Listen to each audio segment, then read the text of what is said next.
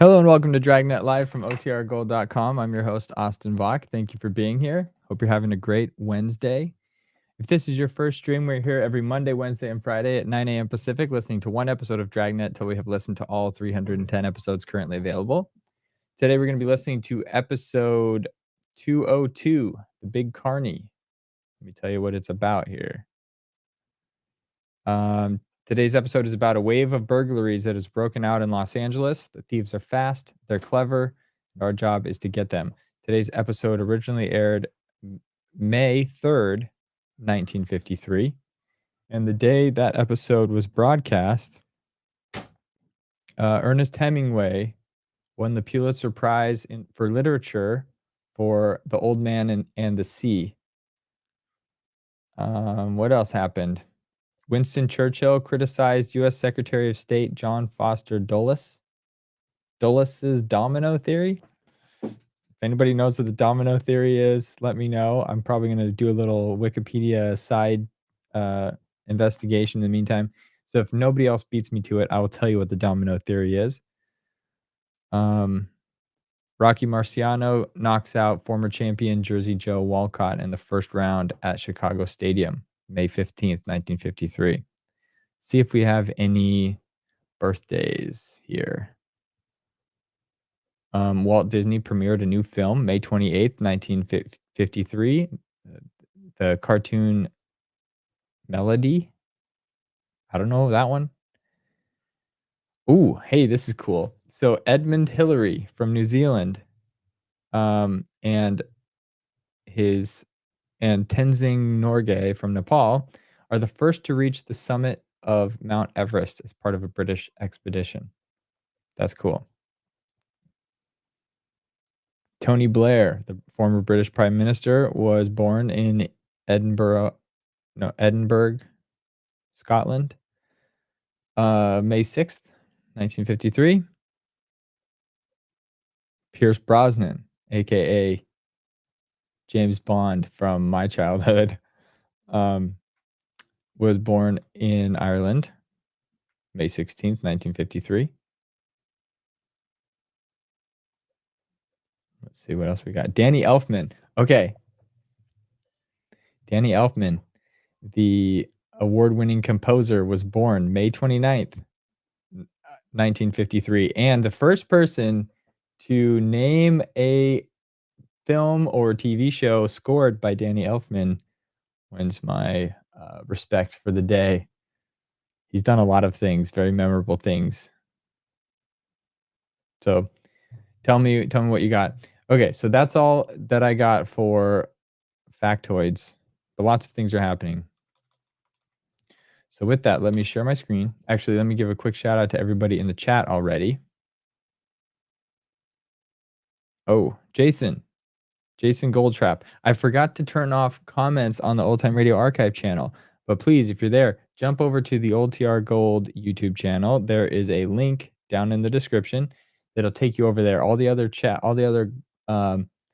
news that you see, all the other comments that you see flying by on this side of your screen are coming from that YouTube channel. And so that's why I disable comments on this one to keep all the comments in the same spot.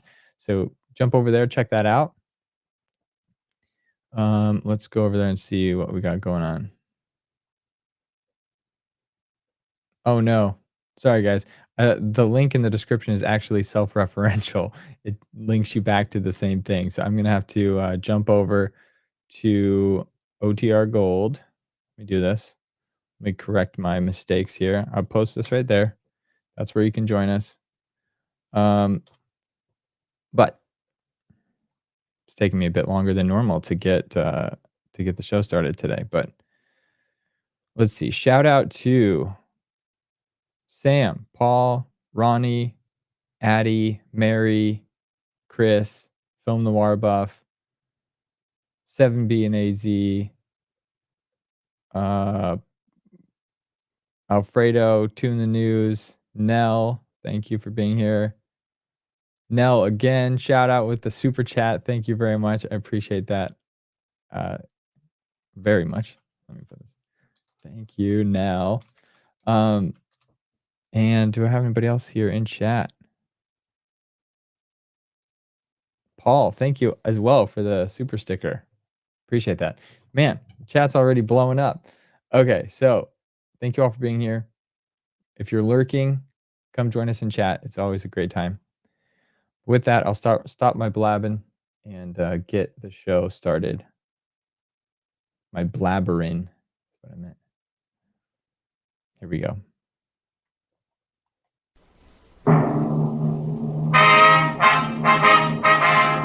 Sound off for Chesterfield. Chesterfield is best for you. First cigarette with premium quality in both regular and king size. Chesterfield brings you Dragnet.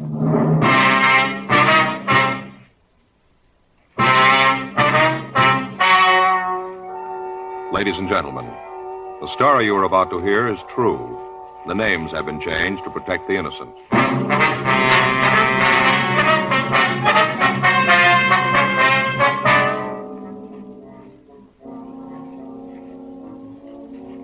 You're a detective sergeant. You're assigned a burglary detail. A wave of burglaries has broken out in your city. The thieves are fast. They're clever. Your job? Get them. Years ahead of them all. Chesterfield is years ahead of them all. The quality contrast between Chesterfield and other leading brands is a revealing story. Recent chemical analyses give an index of good quality for the country's 6 leading cigarette brands. The index of good quality table, which is a ratio of high sugar to low nicotine, shows Chesterfield quality highest. Chesterfield quality highest. 15% higher than its nearest competitor. Chesterfield quality highest. 31% higher than the average of the 5 other leading brands. Yes, Chesterfield is first, with premium quality in both regular and king size. Don't you want to try a cigarette with a record like this? Chesterfield.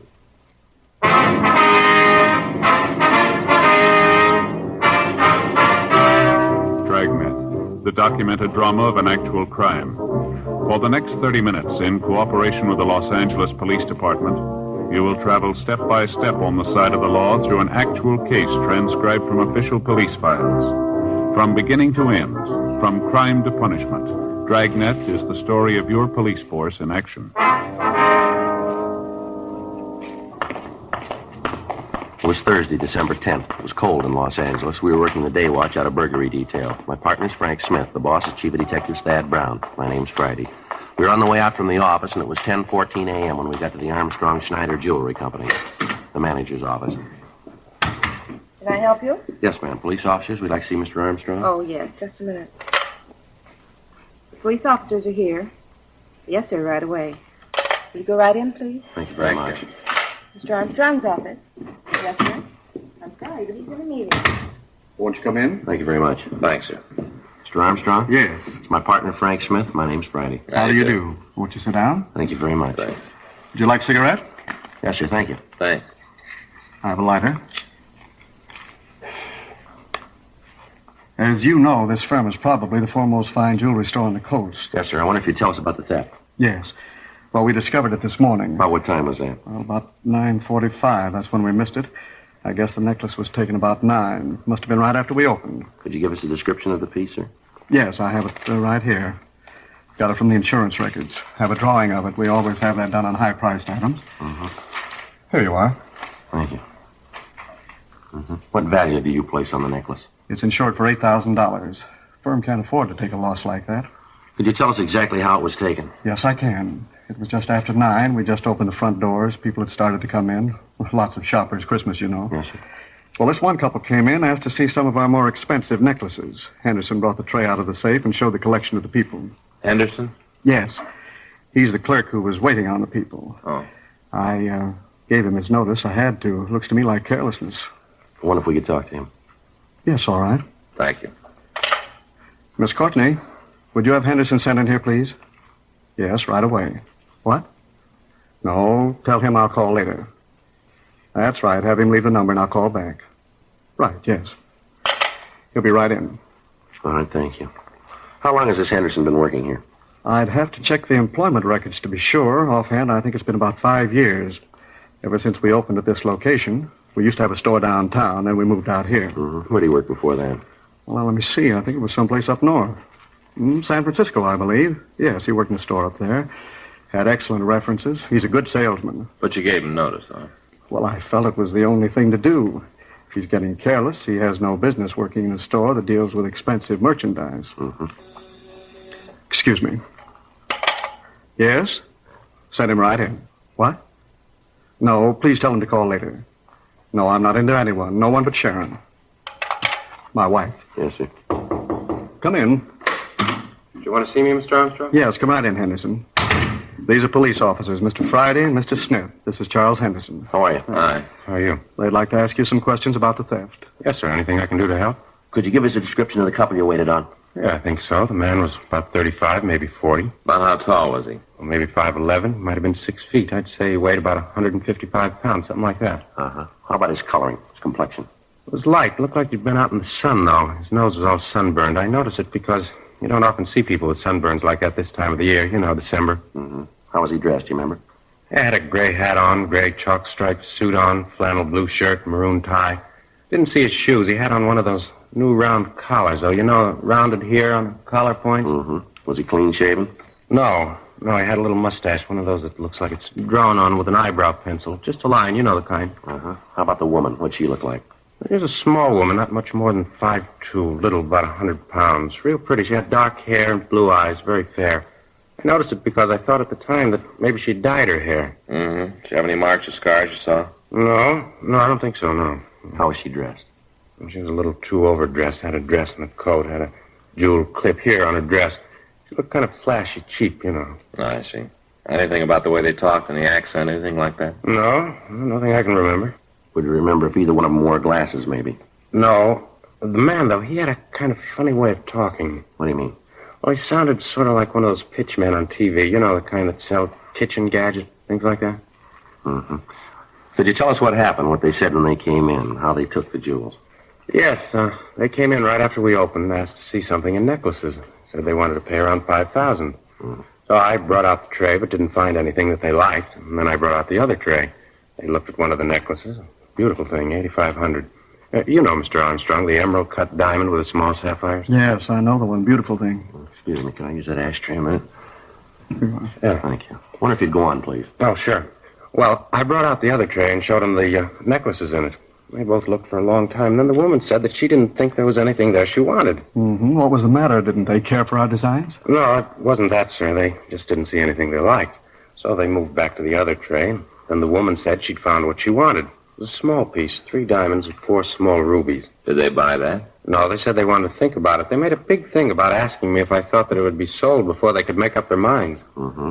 Well, I told them if they wanted to put a small deposit on it, we could hold it for them. Yeah. Ben said he'd rather not do that. He said they'd know by this afternoon.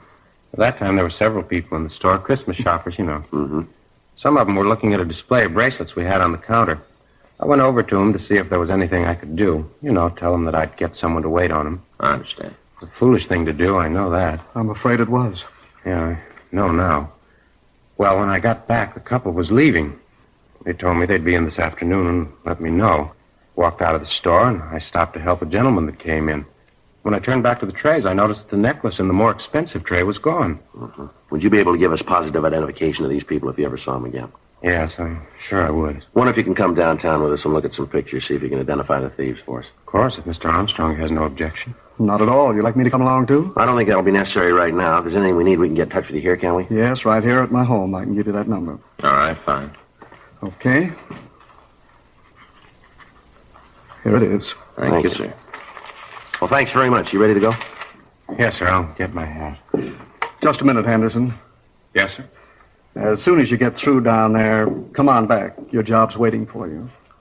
All right, sir. I'd like to come back. Anything I can do to help, just let me know. All right, Mr. Armstrong. Not at all. I'll get my hat and meet you at the door. Right. Have you notified the insurance company of the theft yet, Armstrong? I have a call into them now. I'm expecting an agent from the firm any minute. Sure hope you can recover it. Yes, sir. We'll do the best we can. An $8,000 necklace. How do you think they'll go about disposing of it? Break it up? Well, either that or leave it in one piece. That'll make it kind of hard to unload, won't it? $8,000? Not at their price.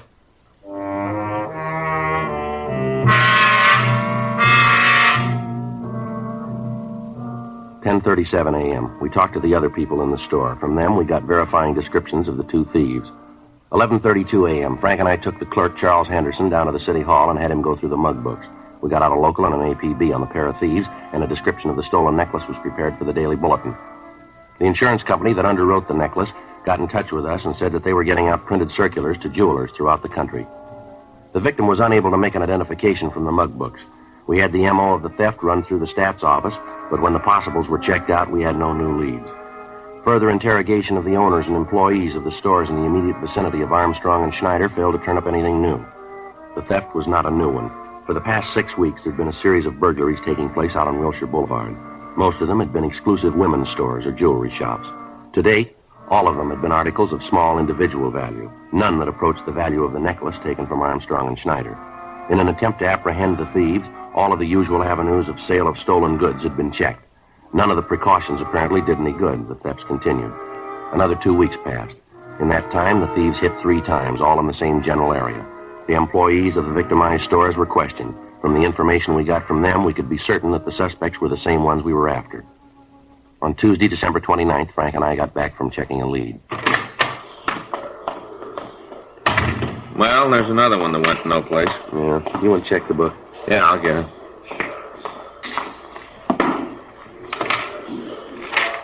Anything there? Yeah, there's a call here from Alex Olson. Olson? Yeah. Got a Dunkirk number. You know Olson? No, that name doesn't mean anything to me. Say what it's about? No, so just call him, because it's important. All right. Give me the number, huh? Yeah. Here you go. What is this, 190? Is that a 9? Yeah, I think so. Yeah, it's a 9. You don't make 9s very good. Slopey, can't write. Could I speak to Alex? Oh, Alex Olson. Yeah. Yeah, that's right. The hotel. Yeah. Hello. This Olson? Yeah. This is Friday. Police department. You want me to call you? Yeah. Oh, yeah. Sure, I remember, uh-huh. Yeah, sure. We'd like to talk to you. Yeah. No, we'll come over there. That's right. You want to give me the address? Just a minute. Yeah. Okay. Right. Bye. Olson, he works for that carnival. You remember we talked to him last year? Says he wants to see us about some burglaries now. Oh, yeah, I remember. Says he's in with the thieves. 11:26 a.m. We drove out to the address Olson had given me on the phone. We talked to the desk clerk at the hotel. He said that Olson had just moved in, and that during the time he'd been there, Olson hadn't talked much to any of the other people in the place. The clerk gave us his room number, and Frank and I went up to talk to him. Oh, where is it? Joe Friday. Just a minute. All right, come on in. Thanks. All right. Olson, this is my partner, Frank Smith. Oh, Hello. Yeah, I remember you. Sit down. Thanks. You want a drink? No, thanks. Oh, I gotta have one. What was it you want to talk to us about, Olson?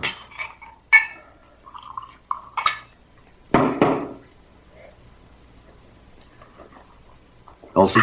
Huh? What was it you wanted to talk to us about?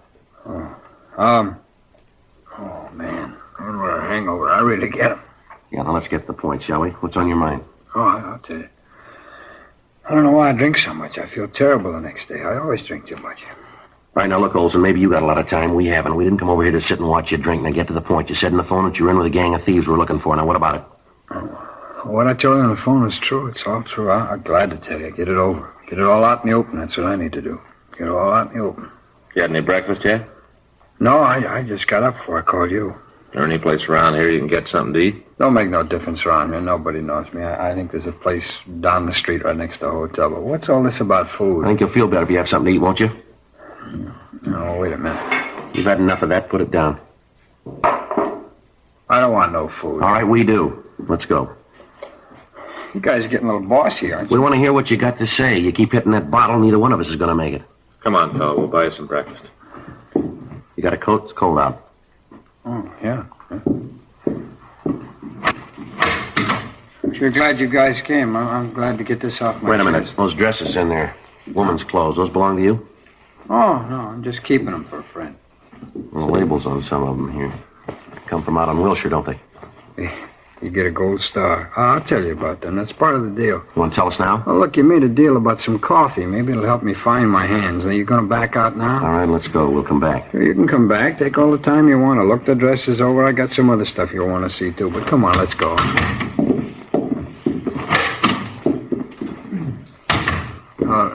Let's walk down now. Let's not take the elevator. It's too noisy. Murder. All right.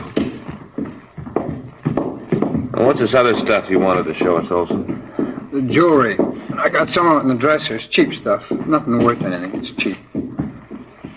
Where'd you get the clothes and jewelry? Oh, Red asked me to keep him for him. Who? Oh, he's the guy you want. He's the one that's engineering the thefts. He's the one. He's a real crumb. Big man. He's the one you want. I'd like to see you get him. How many other people working with him? 3 others. You know who they are? Sure. I know the whole story, start to finish. I know the whole thing. I'll tell you all about it. Let's go out the side way. All right. Now, where's this coffee shop? Wait a minute. You sure you wouldn't like a belt? No, and neither do you. Now, let's go. Okay, you're calling it. Restaurant's right down here, just a couple of doors. You know where this Red is? Yeah, I'll tell you. He's the one you want. How about the woman who works with him? Oh, that's May. Red's not the guy who goes into the stores, though. A fellow that works that part of the operation is his brother-in-law, a guy named Hank. What was her name? May. Was May. Is she the woman in the team? Yeah, Red wouldn't trust anybody else. Oh, yeah. He's a big man, you know. You don't believe it, you just ask Red, he'll tell you. Big man, big bum. This the place? Yeah. You positive? No, I guess you wouldn't.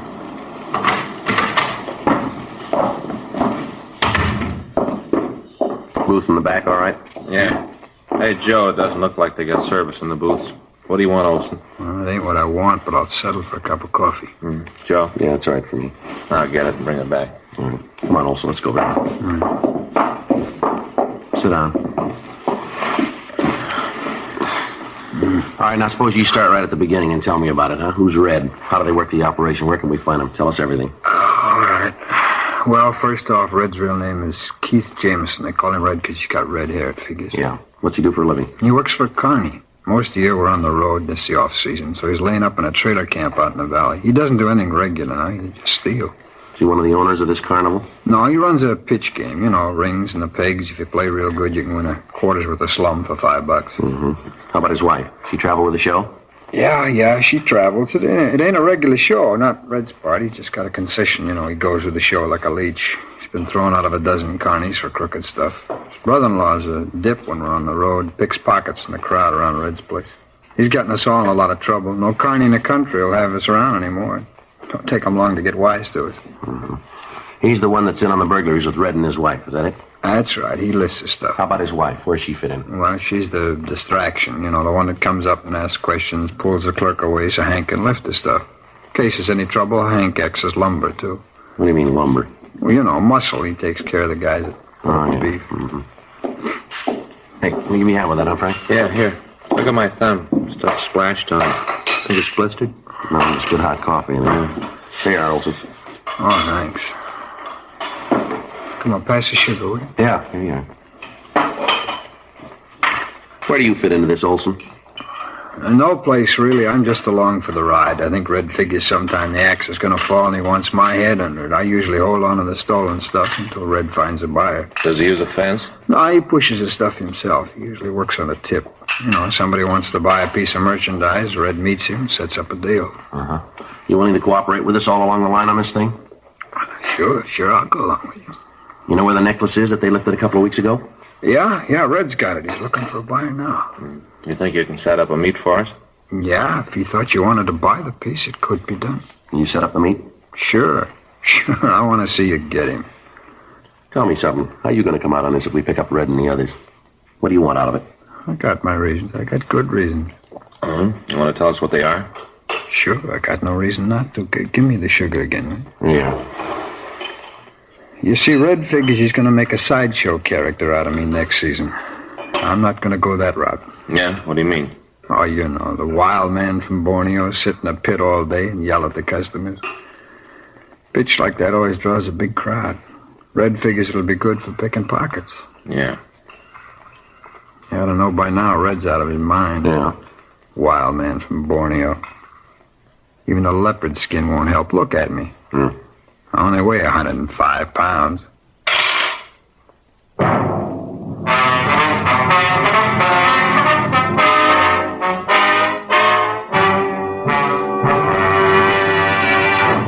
You are listening to Dragnet, the authentic story of your police force in action.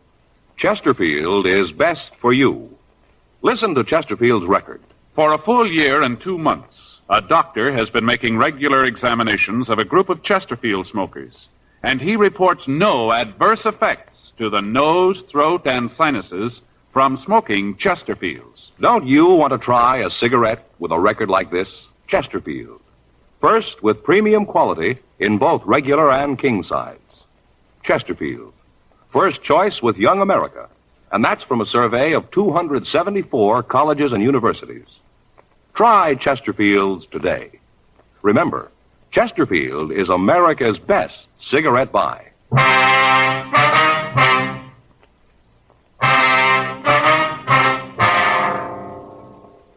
2:24 p.m. We continued to talk to Alex Olson. He told us what he knew of the operation of the thieves. We went back to his room and searched it thoroughly. We found several pieces of cheap costume jewelry and several of the stolen dresses. Most of the other things in his room were worthless. As far as we knew, had not been stolen. We took him down to the city hall and had him checked through R&I. He had an arrest record showing several arrests for being drunk in a public place. We checked the name Keith Red Jameson through the files. There was no record on him. There was no record in the moniker file either. Jameson's brother-in-law and the two women were also checked out, but we found no previous criminal record for either of them. Communications were gotten off to Washington to check the possibility that the suspects might have records in other states. 4:40 p.m. We met in Captain Wisdom's office. Olson told us that he'd arrange a meeting for us with Red. While we listened on an extension phone, he called the suspect, told him that he had a buyer for the necklace. A meet was set up for the following morning at the entrance to Alvera Street. Red said that he'd have the necklace with him at the time. 5:37 p.m. Frank, Olson, and I drove out to the trailer camp in the valley. We checked the trailer that Red lived in, and also the one his brother-in-law had. We got a good look at the car Red would drive to the meet, and then we arranged for a stakeout on the trailer park. 8:23 p.m. The three of us drove back down to the city hall. You ain't going to try and take him at the meet, are you? We hadn't got around to that yet. Why? Well, you do, and it's going to point straight at me. You ain't going to put him away forever, you know. He's going to get out, and he's going to draw a straight line to me. I don't want that. I got to be protected. We'll take care of you. Don't worry about it. Oh, big deal. You'll take care of me. Well, how? That's what I want to know. How you going to do it? We'll get him before he gets to the meet. Here you go, in here. Look, tell me, how you going to work it? We'll come up with a way. You ain't going to get near him in plain clothes. I'll tell you that right now. He'll spot you a mile away. Comes to cops, he's got eyes in the back of his head. You can't get anywhere near him in those clothes. Don't worry, we won't. He'll be picked up for something else. We'll find the necklace on him if he's got it, and you'll never know that's what we're after. Well, how you going to work it? How? We'll be in uniform, in a traffic car coming in from the valley. That might work, huh, Frank? Yeah, think so. He's bound to make a mistake. When he does, we'll be there. Yeah, that'll do it. You'll never figure out anything to do with that, never. Yeah, it ought to work. Yeah, that'll work good. Yeah. You guys wouldn't like No, we wouldn't. No booze. Okay. I just noticed the bar across the street. I thought maybe you guys would like to stop there. I'd feel a little better about this if I had a drink. Just a little one. Come on now, bud. Sorry, Alex. We got to take you over to the main jail. You got a what? For the time being, we got to hold you. Well, now, wait, it ain't the jail that bothers me, not being in jail. It's just that I hear it's pretty rough to get a drink over at the Gray Bar Hotel, you know. That's the only thing that bothers me. There's no room service there. Yeah, well, it'll all work out for you. Oh, I don't know. So I got mixed up in this thing. Seems like I got no choice in anything. It don't seem fair. I got no choice. DA's office will know what you did. It'll be marked down that way. Well, I got no beef with you guys. You better take it easy with Red, though. Is that right? Yeah, he's got a gun.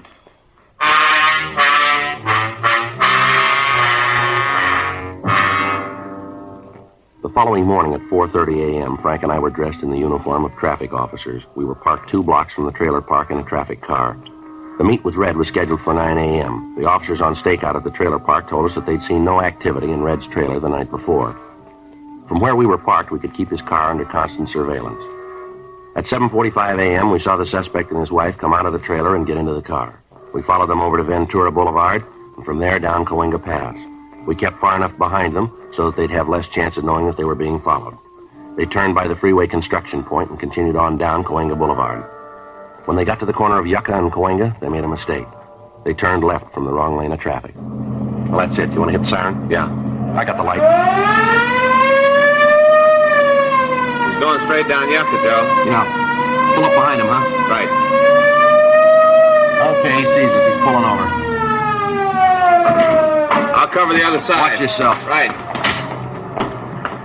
What's wrong, officer? I didn't do anything. See your operator's license, please?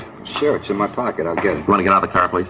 Well, I don't have to get out to show you my driver's I'd like to have you get out of the car. Don't argue with him, Red. Do what he says. What's all this about, anyway? What do you stop me for? You made an illegal left turn back there at Cahuenga. Illegal? Oh, you got the wrong guy. You see that guy in front of me? He jumped the light something awful. He's the guy you ought to be after. He's the one, not me. All right, move over by the car. What? Over by the car. Now put your hands up there. No, against the car. I don't know what you mean. Now come off it, Jameson. We meet. Get out of here! All right, Jameson, on your feet. What are you doing? You got no right to beat him up like that. A big thing for making a left turn. What are you guys trying to prove? Just wait until the papers get this. We got friends, you know. All right, big lady, friends. take it easy. I won't take it easy. Man makes a mistake and you cops act like you were the judges. You got no right to treat a citizen like that. Here, Frank, you want to hold this? Yeah. 38 Colt. You play rough, don't you, Red? Ah, shut up. What's this, Red? You leave that alone. That's mine. Doesn't concern you. Necklace, Joe? Yeah. So it's a necklace. What's that prove? You got nothing on us. Write out the ticket for the left turn and let us go. That's all you got. You got a permit for this gun? No. This necklace is stolen. You know that, don't you? I don't know anything about it. I'm not going to say anything till I see a lawyer. Nothing. I knew this would happen. Always knew it about you. You're yellow. Willing to take a chance as long as you ain't going to be nailed. Let something go wrong and right away you start screaming for a lawyer. Poor excuse for a man. You took a chance and you lost. Well, don't be a coward about it. You got no excuse. None in the world. You got no excuse at all. Well, that makes you even, lady. Huh? Neither of you.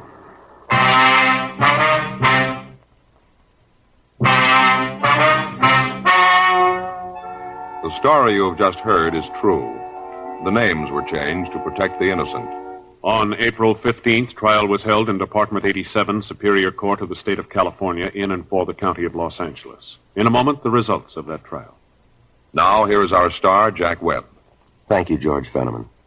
I sure hope you were listening real close to what George Fenneman had to say tonight, because it proves what I always tell you. You can't beat the premium quality you get in Chesterfield, regular or king size. I'd like you to try Chesterfields. They're much milder, and they have a wonderful taste.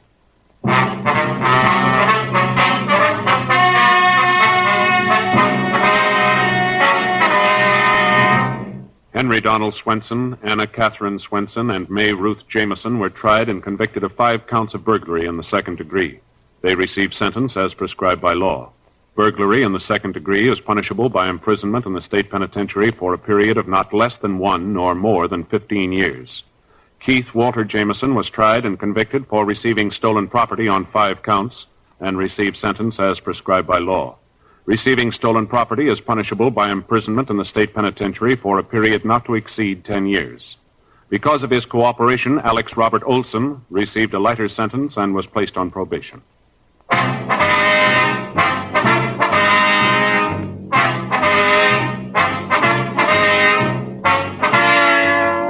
You have just heard Dragnet, a series of authentic cases from official files. Technical advice comes from the Office of Chief of Police W.H. Parker, Los Angeles Police Department. Technical advisors Captain Jack Donahoe, Sergeant Marty Wynn, Sergeant Vance Brasher. Heard tonight were Ben Alexander, Stacey Harris, script by John Robinson, music by Walter Schumann. Hal Gibney speaking.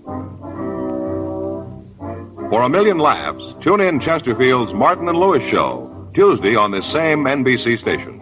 And sound off for Chesterfield's. Either regular or king size, you'll find premium quality Chesterfields much milder. Chesterfield is best for you. Chesterfield has brought you Dragnet, transcribed from Los Angeles. Now, new Fatima has the tip for your lips. Fatima tips of perfect cork. King size for natural filtering. Fatima quality for a much better flavor and aroma. So remember, new Fatima has the tip for your lips. Fatima. See how smooth they are. Remember, Fatima is made by the makers of Chesterfield, Liggett & Myers, one of tobacco's most respected names.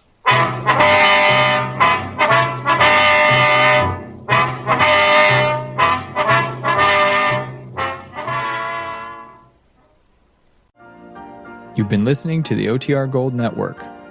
Find more classic radio at otrgold.com.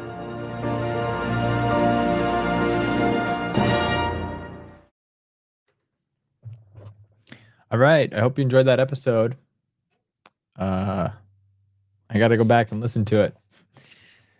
Tonight, I just want to remind everybody we have the Members' Choice live stream. So that's a live stream for anybody. But if you want to choose what we listen to, you got to be a channel member. So thank you to the channel members. I appreciate that appreciate the support very much.